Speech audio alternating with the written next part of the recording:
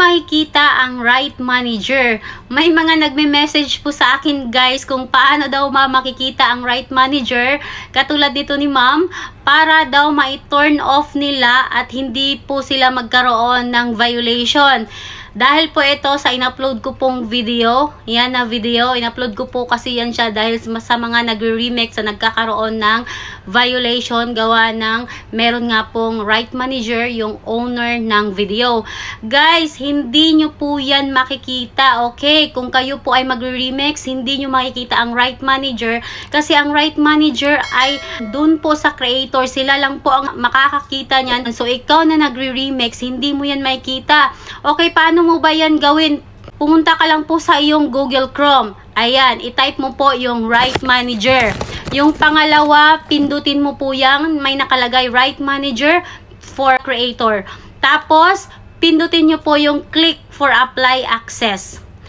Madadirect ka po nyan sa ganito. Ngayon, pag nakikita mo yan, sagutan mo yan. Guys, hindi ka basta-basta magkakaroon ng right manager.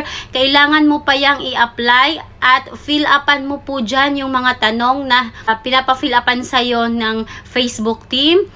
At mag-aantay ka pa po ng result kung ikaw po ay papasa or mag-grant po yung request mo na magkaroon ng right manager. So, ang right manager po, ito po yung magpoprotekta sa ating sariling mga gawa or sa ating mga content or videos para hindi po ito manakaw ng iba or kukunin ng iba.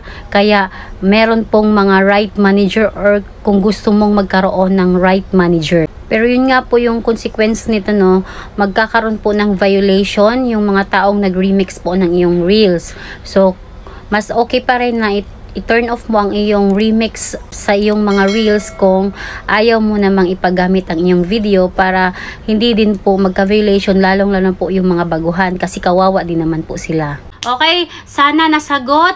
Please share this video and follow mo ko for more tips.